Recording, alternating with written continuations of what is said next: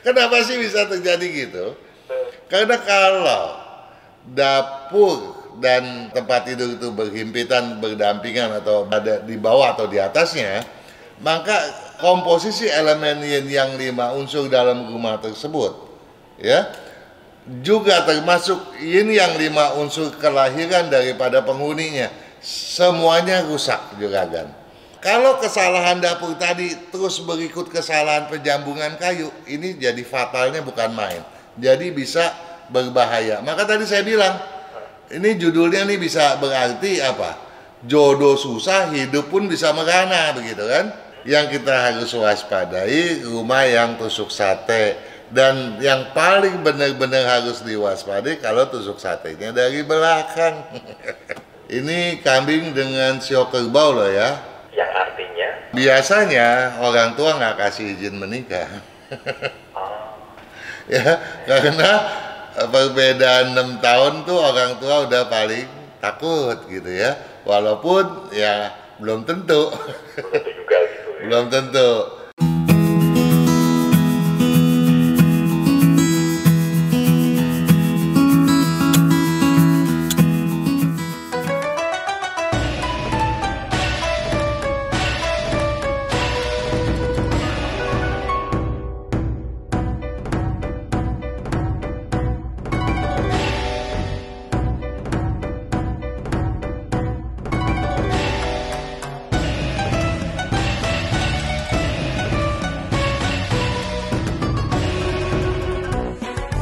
Selamat malam Pak Kang. Selamat malam juga kan Arya. Pak Kang, di YouTube ada yang lagi rame juga nih Pak Kang. Ya begini dah, saya mau menyampaikan dahulu bahwa kemarin kan kita sudah bicara tuh mengenai bahwa era si gue. Yang apa Pak Kang? Era si gue tau gak si gue? Lupa sih gue. Nah, bulan keempat Imlek. Ah iya. Ya, Yang kemarin saya singgung pergantian bulan itu ya. betul. Ah. Bulan keempat Imlek itu kan kita kemarin udah kasih bocoran ya, Iya. bahwa bulan si gue itu merupakan era di mana keberuntungan betul-betul spesial, ya, peluangnya menjadi sangat besar, begitu toh. Jadi jangan sampai disia-siakan. Sia-siakan. Ya, video mengenai minggu lalu pun sudah kita upload, hindari bahaya fatalis, ya toh. Jadi jangan sampai kita menempati rumah yang berkedudukan pantangan sehingga kita bisa atau terancam bahaya begitu.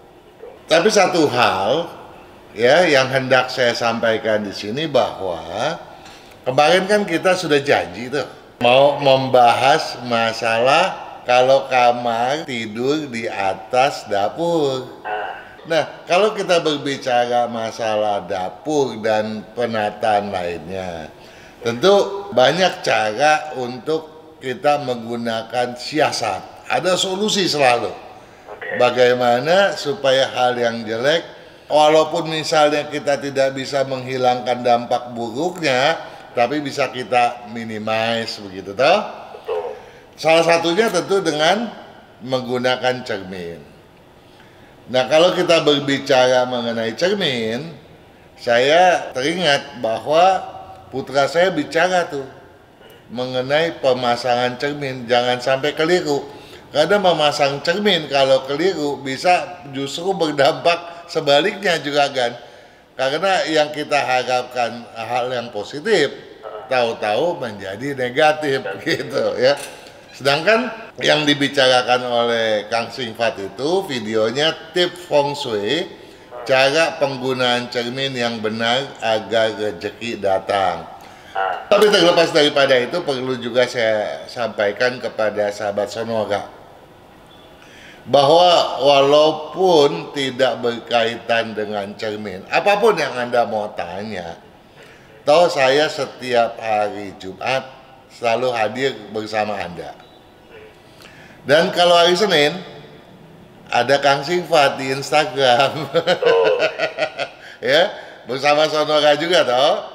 Ya, tiap hari Senin jam 16, jam 4 sore ya, petang ya. Nah, begini Juragan, kita mau lanjut nih dengan apa yang telah kita janjikan, ya. Saya menyimpulkannya sebagai jodoh yang susah. Bukan jodoh susah lah. Ya, jodoh susah, hidup pun merana. Tapi sebelum itu, ada satu penanya, namanya Xiaomi. Ya. Xiaomi ini mengupload pertanyaannya pada video mengapa uang Anda habis. Dia bertanya begini, Juragan Harya. Bagaimana Pak kalau rumah yang tipe kecil dari ruang tamu kan terlihat dapur. Ya memang kalau rumah kecil susah loh ya. Iya, nyekat-nyekatnya. Iya, totonya masuk udah kelihatan dalamnya. Sehingga tidak jarang rumah-rumah sekarang meniadakan ruang tamu. Udah tamu masuk aja ke bagian dalam kumpul sama keluarga gitu. Nah ini justru yang berdampak sangat fatalis loh. Oh iya. Ya terhadap khususnya keuangan.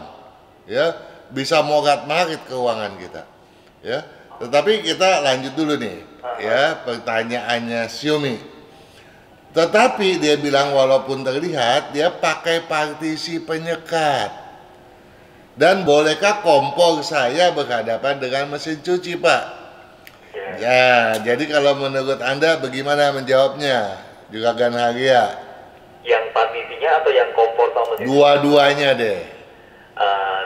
Kalau yang saya ya, yang partisi kayaknya agak aman, soalnya kan ketutup partisi tuh. Luar biasa, benar. Bener ya? Benar. Ya, jadi saya berharap sahabat Sonora juga bisa paham hal ini. Kalau udah ada partisinya nggak masalah. Tetapi ada catatannya. Seringkali partisinya tuh yang suka bisa ditekuk-tekuk tuh. Oh, ya. Penuh lobang-lobang, artinya nggak masif. Dan kemudian tingginya tidak melebihi tingginya pintu utama. Jadi masih kelihatan ya? Iya, nah itu nggak boleh. Yang namanya partisi, dia harus lebih lebar dari pintu utama dan harus lebih tinggi daripada pintu utama dan tidak boleh berlubang-lubang, tidak boleh ada celah untuk kita mengintip. Ya seringkali juga yang namanya partisi suka dipasangin apa tuh lemari kan, lemari kemudian lemarinya berlubang-lubang buat taruh apa meletakkan TV atau segala macam begitu sehingga ke dalamnya kelihatan. Nah ini nggak boleh juga kan, jadi partisinya harus bersifat masif. Nah boleh nggak tuh kompor berhadapan dengan mesin cuci? Kayaknya enggak deh Pak, api ketemu air. Betul sekali Juragan. Betul, seriusan loh gitu. Ini luar biasa Juragan Harya ini ya. Jadi memang nggak boleh. Nah itu jadi haruslah kita mendorong mesin cucinya menjauh. Jadi yang harus kita utamakan kalau kita masuk ke dalam rumah, kita harus bertemu kompor dulu, barulah mesin cuci. Jadi jangan terbalik tuh ya. Nah, tetapi bagi Xiaomi ada bagusnya. Selain menyeksamai tip feng shui, cara penggunaan cermin yang benar agar rezeki datang pada channelnya Kang Sifat, karena hal tadi itu bisa juga disiasati oleh cermin kalau kompornya ternyata terbalik pasang gitu toh. Saya juga berharap Xiaomi menyeksamai video aturan feng shui rumah kecil agar tetap hoki. Jadi bukan berarti rumah kecil nggak bisa hoki juga kan. Jadi kita memang harus bertahap. Segala sesuatu nggak boleh yang mendadak. Yang mendadak itu biasanya seperti gas gitu ya. Kalau kita buka meletup dia, dups, kemudian hilang. Jadi kita harus bertahap. Mulailah dari rumah yang kecil. Nah kalau rumah yang kecil feng shui-nya bagus, besok bisa beli istana, betul nggak? Nah, betul. Jadi untuk Xiaomi, tolong seksamai video aturan feng shui rumah kecil agar tetap hoki. Nah, kita masuklah ke pembahasan mengenai kenapa sih nggak boleh ada kamar tidur di atas dapur. Ini yang bertanya Roslina Leo. Pada video bangun rumah merajut rezeki, dia berulang begini nih juga kan. Selamat sore Pak Kang, mau minta solusi. Anak cewek kami mulai remaja, minta pisah kamar. Ya kalau udah remaja memang patut dong ya, masa jadi satu sama papa mama di kamar. Sedangkan kita cuma sisa satu kamar tidur, yang bawahnya adalah dapur. Menurut Feng Shui kan nggak bagus. Udah nggak bagus masih mau tanya nih. Sudah tahu kan dia? Ya, kamu. Kenapa? Ada tapinya nggak? Enggak sih, dia melanjutkan lagi. Jadi mau tanya Pak Kang katanya.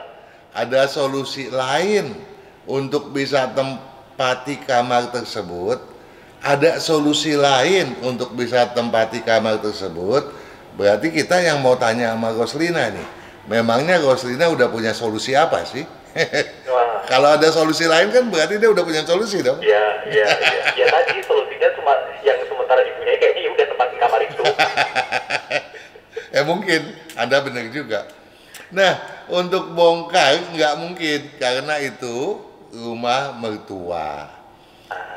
Atau bisa tambahin barang untuk buang ci yang nggak bagus. Itu betul ya, cara membuang energi negatif itu adalah solusi yang paling baik, paling benar. Atau dia bilang tempat tidur jangan langsung di atas kompor. Nah, anak cewek sionya tikus, sayangnya dia nggak sertai namanya. Lahir 2 Desember tahun 2008 jam 15.05. Juga anak ini hobinya menari atau bidang seni. Sebelumnya terima kasih Pak Kang. Nah, pertanyaan yang serupa datang dari Sumarni. Sumarni bertanya 2 kali nih, juga kan. Pertama pada video mengapa uang Anda habis. Dia bilang, kalau kamar tidur sudah terlanjur di atas dapur, gimana solusinya? Terima kasih atas jawabannya. Kemudian Sumarni 001 pada video di atas dapur yang boleh dan yang pantangan. Bagaimana kalau sudah terlanjur kamarnya di atas dapur? Apa solusinya? Mohon dijawab katanya. Udah mulai maksa dia. Nah, kemudian ada lagi, memang banyak yang bertanya soal ini nih. Ya, Agustina Chang pada video dampak pintu utama kamar mandi WC pada dapur.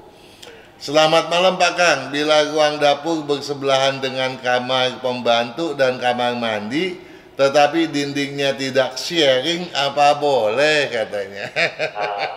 Jadi satu hal yang perlu kita pahami bahwa yang nggak boleh itu juragan sebetulnya bukan cuma di atas dapur loh. Tapi berdampingan nggak boleh.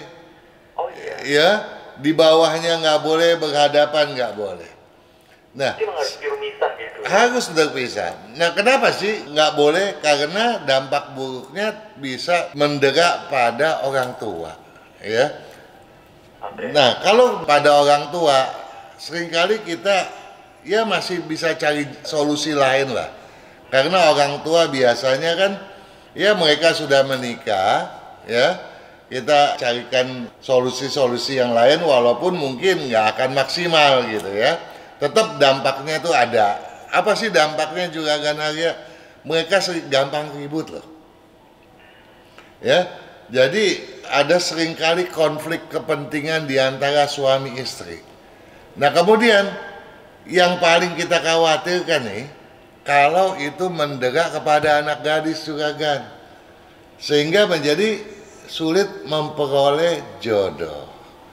Nah kalau tadi kita sudah bilang nih juga kan, bahwa bukan cuma di atas dapur tempat tidur nggak boleh, bersebelahan pun nggak boleh. Bersinggungan gitu pokoknya. Betul, ya, berhadapan pun nggak boleh, ya. Kemudian ditanya sama si tadi siapa tuh Agustina Chang, kalau dindingnya nggak sharing boleh nggak? Ya tetap nggak boleh. Tetap bersebelahan, toh. Kemudian pertanyaannya Roslina ya, bahwa kalau ranjangnya nggak di atas kompor boleh nggak? Ya nggak boleh juga. Di kamar beda kalau kamarnya di situ tapi kasurnya di luar mungkin. Tuh berarti bukan di situ tuh kamarnya. Nah, terus kalau gitu si anak aja deh yang tinggal di kamar yang lain, yang di atas kamar tidur itu nggak apa-apa deh, gue berantem deh suami istri deh gitu ya. Berkorban banget ya. Iya, tahu nggak sih? Walaupun kamar itu digunakan oleh orang tua, oleh saudara, oleh kakek nenek, bahkan oleh pembantu sekalipun, yang dampak buruk paling besar itu anak gadis tadi. Tetap si anak. Tetap nggak ada urusan siapa yang ngisi itu kamar. Ya. Nah, jadi kesalahpahaman terjadi pada suami istri juga teralami, walaupun yang menempati kamar tidur tadi adalah pembantu rumah tangga gitu kan.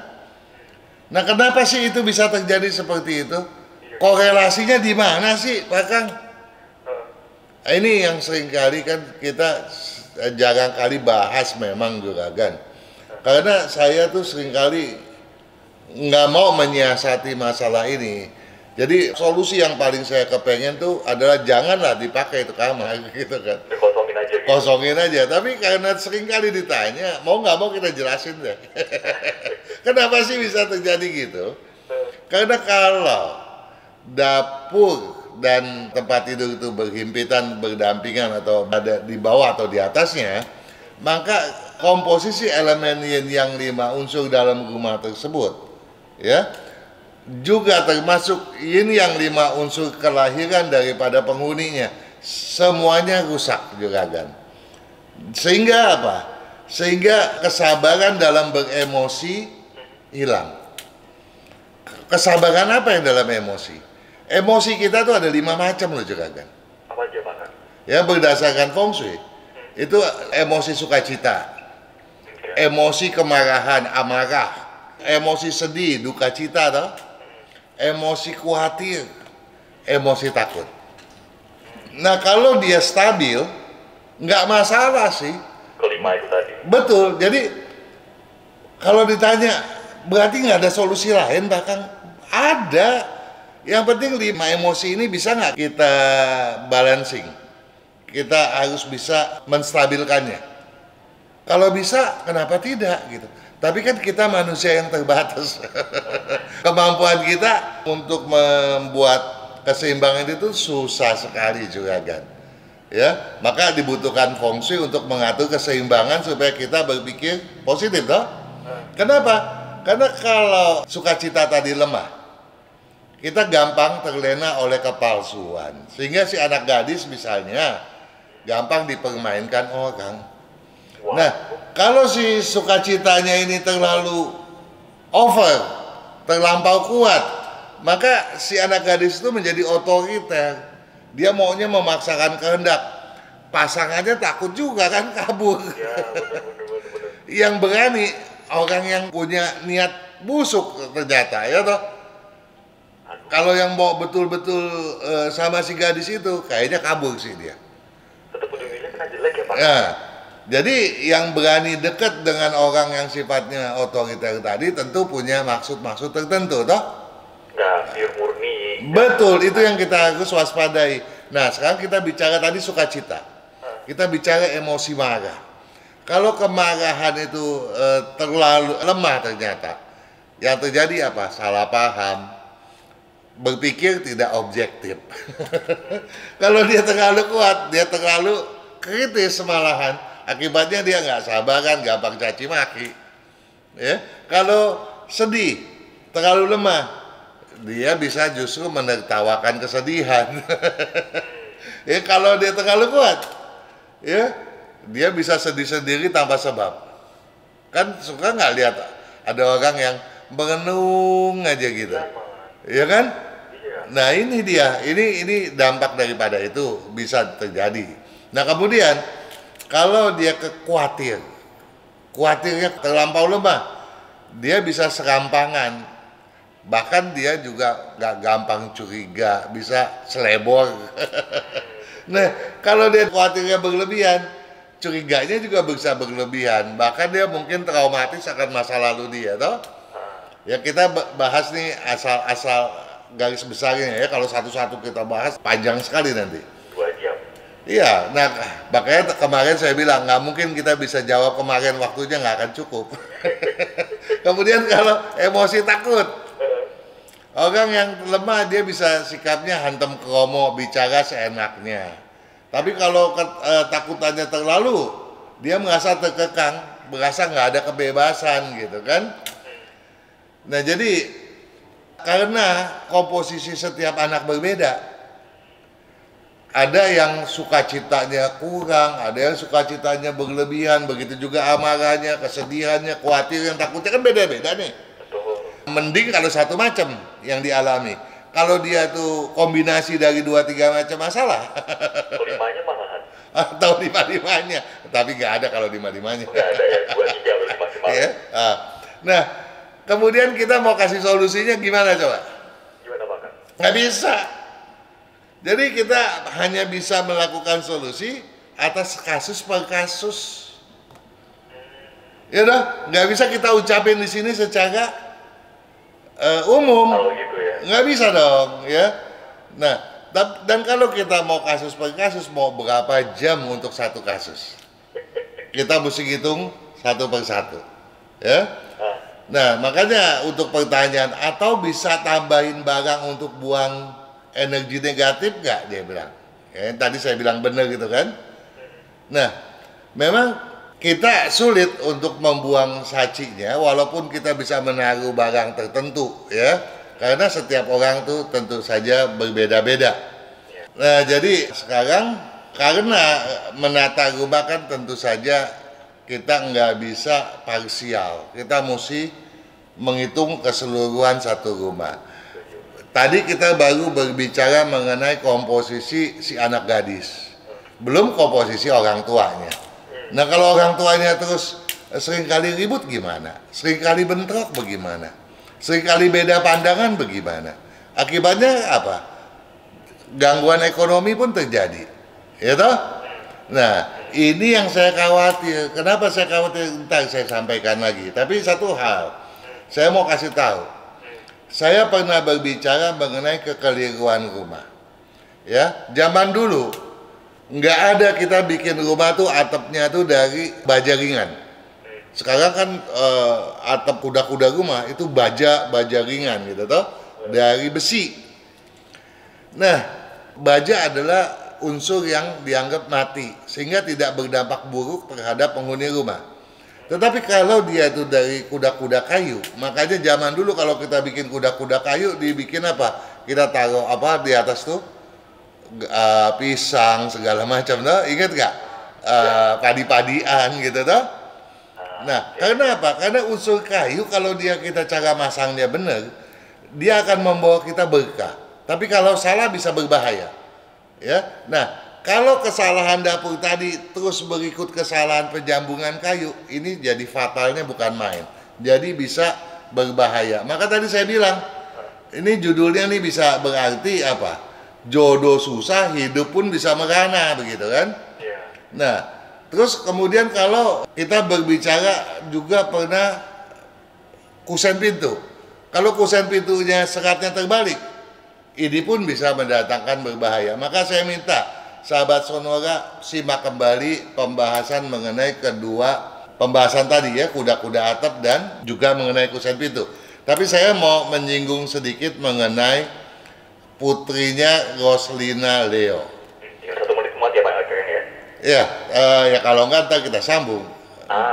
Masalahnya kemarin Anda ngotot lagi. Wah, makanya bisa habis waktu kemarin satu acara itu. Semenit deh. Gini, Roslina Leo punya putri Sionya Tikustan. Lahirnya pada hari Selasa tanggal 2 bulan 12 tahun 2008. Imleknya tanggal 5 bulan 11 tahun 2559 jam 15.05. Katanya dia seorang yang seninya tinggi, pandai menari. Nah, dari komposisi memang unsur airnya tinggi, jadi seninya memang tinggi sekali. Tetapi dampak daripadanya terhadap jodoh nanti, dia tuh seringkali ada rasa takut yang tidak semestinya seringkali menyelinap di dalam dirinya. Dan dia bisa merasa terkekang, merasa dia nggak punya kebebasan berpikir. Maka itu saya khawatir kalau kemudian dia tuh sekarang demen menari. Menari memang kesukaannya salah satunya, tetapi bukan obsesinya yang paling utama loh. Itu bukan dia punya dambaannya gitu ya. Nah, oleh sebab itu dan karena juga gampang sekali merasa sedih tanpa ada sebab, maka saya juga dari komposisi yang ada, saya menganalisa kalau terjadi kekeliruan tadi, maka si putri ini paling mudah terkena rayuan. Ya, bisa sendiri gitu ya, bisa merasa terkekang.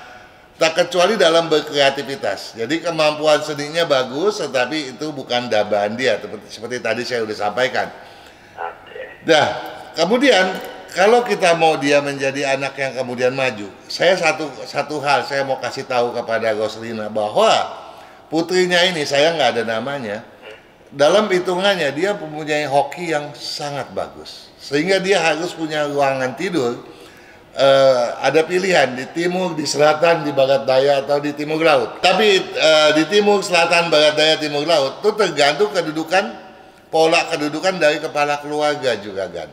Nah, kalau ini bisa disiasati, tentu anak ini betul-betul masa depannya akan menjadi anak yang sangat luar biasa. Tapi itu saya nggak punya data orang tuanya, gitu ya. Atau kita lanjut setelah break. Nanti deh, sambil kita setelah break ya. Oke.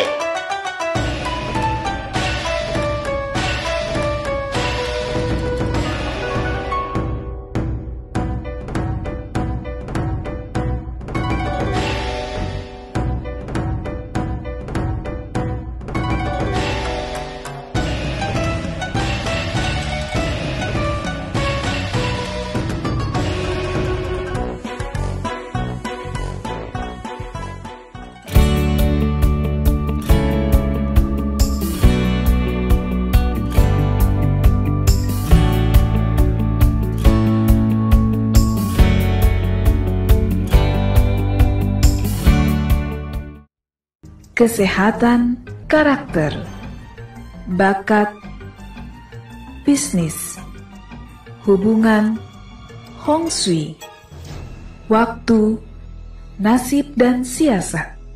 Kesempurnaan dari kedelapan aspek inilah yang dipelajari oleh metode Yin Yang 5 unsur, agar perjalanan hidup manusia dapat berhasil dengan tetap berjalan serasi, selaras, dan seimbang dengan alam semesta.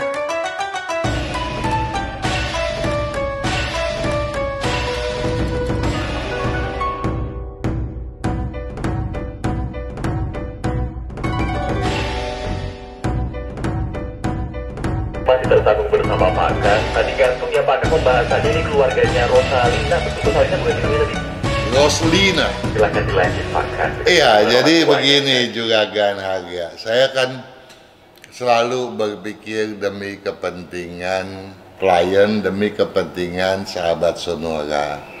Dalam konteks ini, saya juga harus berpikir demi kepentingan sang putri tercinta daripada Roslina Leo.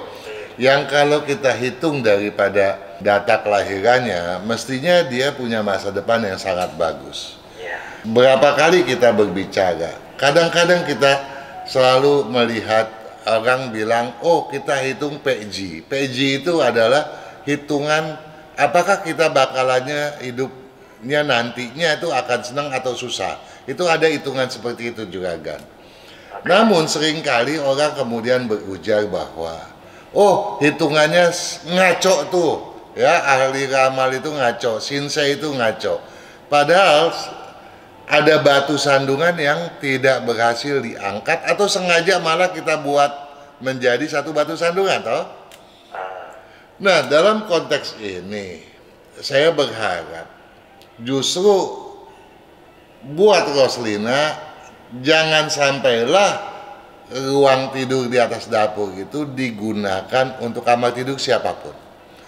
Bahkan ada bagusnya dialihfungsikan untuk misalnya sebagai ruang kerja atau apapun yang lain yang tidak berkaitan dengan ruang tidur.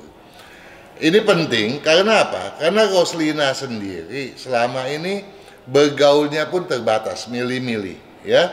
Karena dia harus mencari sahabat, bukan dia dicari oleh sahabat, gitu ya. Jadi sahabatnya terbatas dan dia gampang percaya, ya, gampang terenyuh. Nah ini kan akhirnya gampang ditipu, gitu kan. Nah kalau dia sekali kena tipu, kemudian masa depannya kan terhambat. Nah itu kalau saya berbicara dari sudut pandangnya sang putri tadi. Lantas kalau kita mau mengkaji lebih lanjut, kata Roslina, kita nggak mungkin bongkar itu rumah karena itu rumah mertua. Nah kemudian kita lihat kapan ini putrinya lahir, tahun 2008, berarti usia udah 12 tahun. Berapa lama sih memang tinggal di rumah mertua? Kok selama ini tidak berhasil membeli rumah gitu? Berarti jangan-jangan rumah ini pun buat si kakek neneknya nggak cocok, ya. Jangan-jangan terhadap si orang tuanya, suaminya Roslina pun nggak cocok.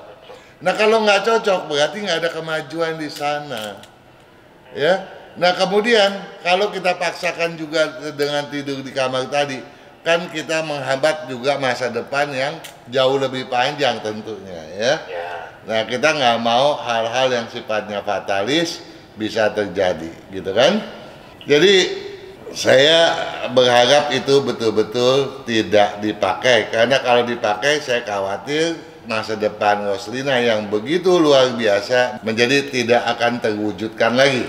Nah, karena dampaknya bisa berjangka panjang dan ini tentunya saya minta tolong bukan hanya kepada Roslina Leo tapi juga kepada Sumarni, Feni Willy dan sahabat Sonora lainnya untuk tidak menggamblingkan, ya, menspekulasikan ruang tidur semacam itu, ya. Nah, tetapi buat siapa saja yang memang punya kemampuan untuk menstabilkan energi, silakan aja. Karena jalan satu-satunya yang bisa adalah dengan cara menstabilkan kelima emosi tadi juga kan. Masih ingat toh? Masih dong. Iya. Saya tulis soalnya.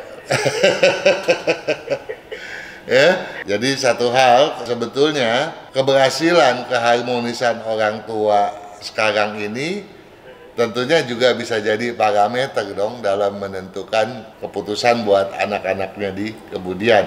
Sebetulnya saya juga mau menyinggung pertanyaan Wijaya. Kemarin kan kita sudah bilang tuh bagaimana pedoman untuk rumah kos-kosan gitu. Iya. Ya, tetapi sebaiknya saya sudahi, di minggu depan kita lanjutkan kembali bagaimana sih rumah kos-kosan. Oke, itu buat yang minggu depan di awal. Iya, ya, kalau Pak. enggak panjang lagi nih, nanti yang mau nanya bisa ngambek. Iya, udah antri banyak. Makanya itu.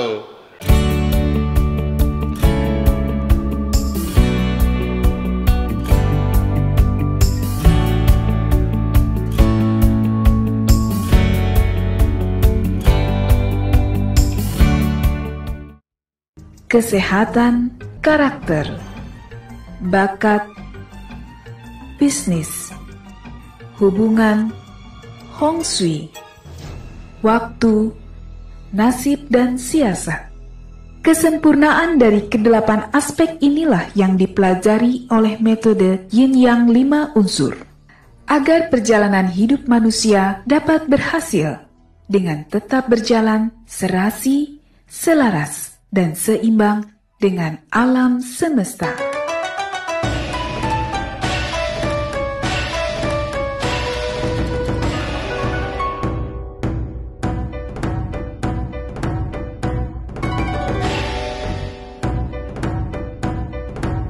Ini kita mulai. Yang pertama maka ada api 22 Juni 22 bulan 6 tahun 75 tahun 1975 pukul 00 lewat 30. 00 lewat 30.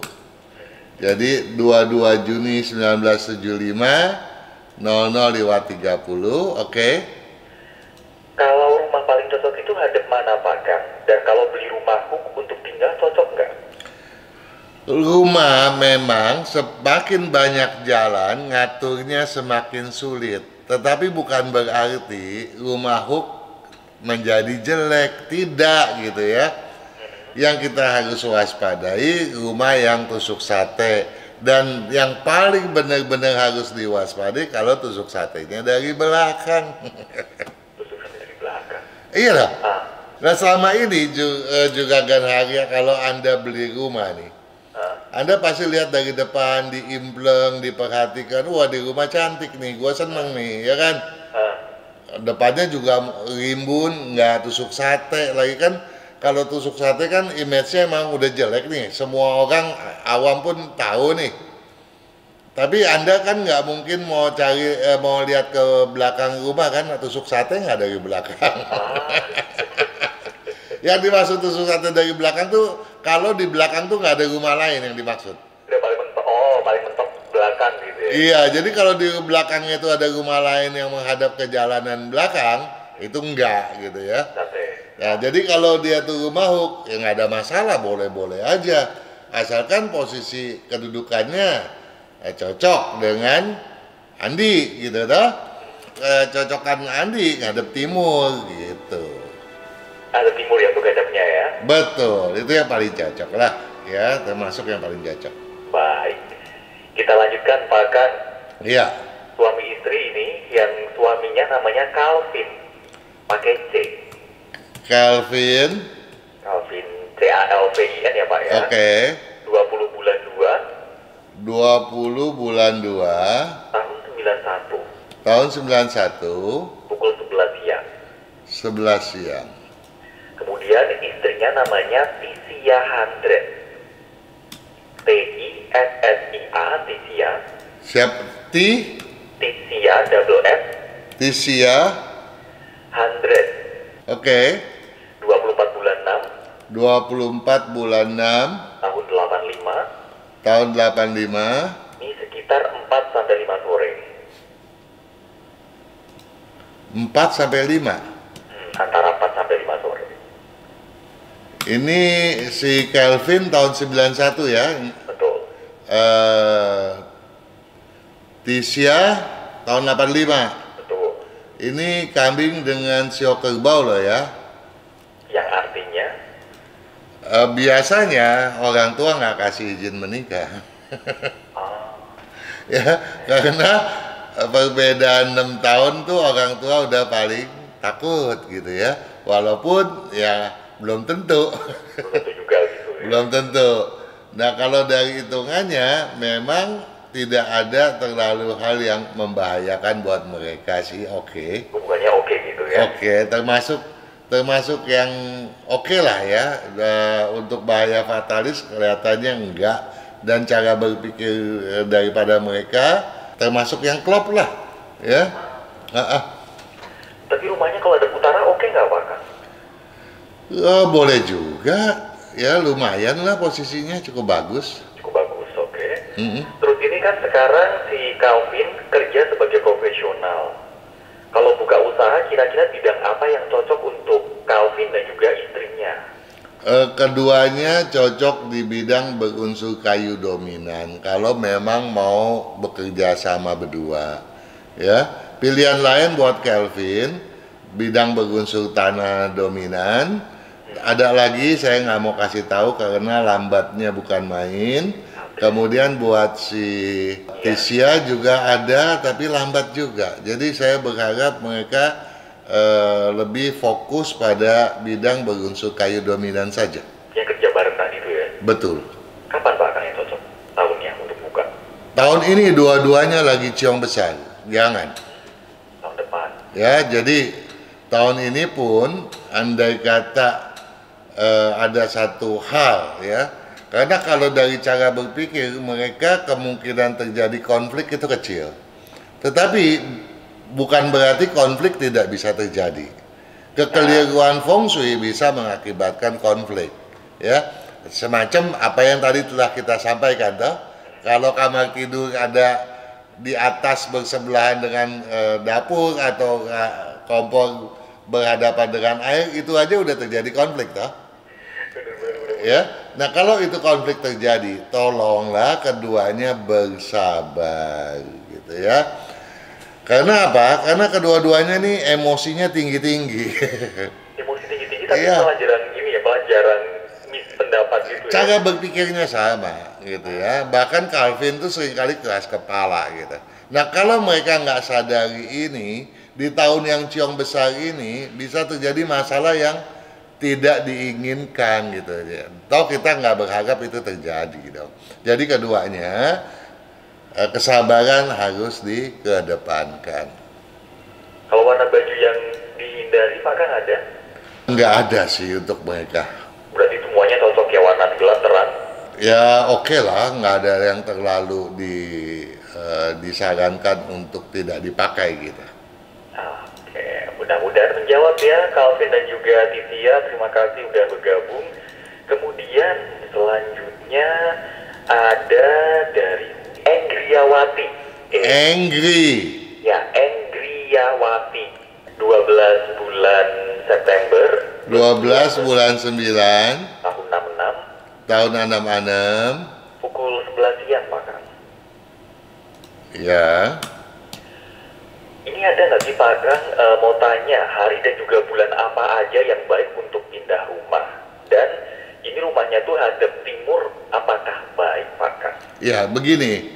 Kalau kita berbicara saat yang selaras untuk pindah rumah, itu ada dua hitungan ya. Hitungan yang pertama itu yang sifatnya umum, dan itu banyak, itu dari zaman dulu udah beredar kalender-kalendernya ya. Hari ini bagus untuk pindah rumah. Oh, hari ini bagus untuk memperbaiki dapur. Hari ini jelek untuk pergi jauh, misalnya seperti itu ya. Tetapi saya melihat itu seringkali rancu ya, seringkali keliru. Karena apa? Karena setiap orang kan saat selaras dan ciongnya berbeda gitu ya. Nah, tentu saja saat selaras dan ciong dapat dilihat pada kalender yang saya sudah buat gitu. Ya, dilihat di sana Sio Kuda atau tidak sedang ciong. Ya. Jadi dilihat tanggal berapa, bulan berapa yang baik, tanggal berapa ada di kalender tersebut juga kan. Gitu. Nah, kemudian dia tanya lagi apa? Ini rumahnya tadi Pak Kang. Tadi Rumahnya menghadap ke tadi timur, iya ini. ke timur oke. Timur. Ke timur oke kalau Enggriawati adalah kepala keluarga dong ya. Kemungkinan sih nggak disebut juga ini Pak. Cuma saya juga tertarik dengan namanya ini. Kenapa Pak Kang? Kenapa kasih namanya Angry gitu? Sebab memang emosinya tinggi banget gitu, temperamental. Tolonglah temperamennya itu dikurangi gitu. Sebab letak hokinya itu di sana, terganjal oleh kemarahannya yang sangat tinggi gitu. Ya, dan saya minta tolong warna merah tidak lagi digunakan. Pakailah sering maju warna hijau gitu ya, yang sebaiknya dipersering dan didominankan pemakaiannya. Oke. Pak Kang, ini yang selanjutnya ada Edi Wijaya. Edi EDDY. EDDY, Wijayanya pakai ejaan lama, ejaan baru. Baru WIJAYA. Oke. 22 bulan 4 22 bulan 4 tahun 79 tahun 79. 22 bulan 4 tahun 79 pukul 20. pukul 20. Pak Kang, kalau ini kapan periode baik untuk masing-masing 12 sio dalam melangsungkan pertunangan atau pernikahan di tahun kerbau logam Imlek 2572 Pak Kang? Iya, kalau untuk pernikahan tentu complicated sekali perhitungannya ya. Kalau mau garis besar sih boleh aja menggunakan saya punya kalender ya, tahun kerbau logam Imlek 2572 itu bisa sebagai acuan. Tapi itu garis besar loh. Tapi karena pernikahan ini kan sakral gitu ya. Bahkan saya kalau nggak ada jamnya aja saya nggak mau ngitung. Jadi kedua-duanya harus ada data yang betul-betul komplit. Kalau datanya komplit baru bisa dihitung secara pribadi. Namun kalau kita berkaitan dengan Edi Wijaya misalnya, Edi itu show-nya kambing gitu ya. Nah kalau kita garis besar aja show kambing itu paling cong tahun ini. Oh iya. Jangan deh kalau mau menikah gitu ya. Tapi kalau untuk patokan menikah tentu harus dengan data yang detail dan itu patut dihitung dengan seseksama mungkin. Oke. Satu lagi ya Pak Kang ya. Oke. Ada ini Pak Kang. Angel. Angel Tulisannya. betul. Oke. 17 Juni 17 bulan 6 tahun 2003 tahun 2003 pukul 18:35. 18:35 ya. Kalau kuliah ambil fakultas apa ya Pak Kang yang cocok? Ambil food tech ya, food science, agrobisnis bagus ya. Apalagi sekarang kan lagi tren nih urban farming. Ya, dan orang kan banyak yang sekarang lebih peduli akan kesehatan ya dibanding masa-masa yang lalu gitu kan. Nah, sehingga yang namanya apa tuh yang nggak pakai kimia namanya apa? Ini organik. Organik. Hebat juga kan ya. Kadang-kadang aja. Jadi ya untuk masuk ke bidang agrobisnis cocok ya, food tech cocok, pastry cocok gitu ya. Nah ke kuliner lumayan, ke kuliner Eropa jauh lebih cocok. Kemudian pilihan lainnya ke mechanical electrical. Oke. Baik Pak Kang. Tapi saya ingin terus pamitan Pak Kang. Oke juga kan. Siap. Sukses selalu juga kan. Selamat malam.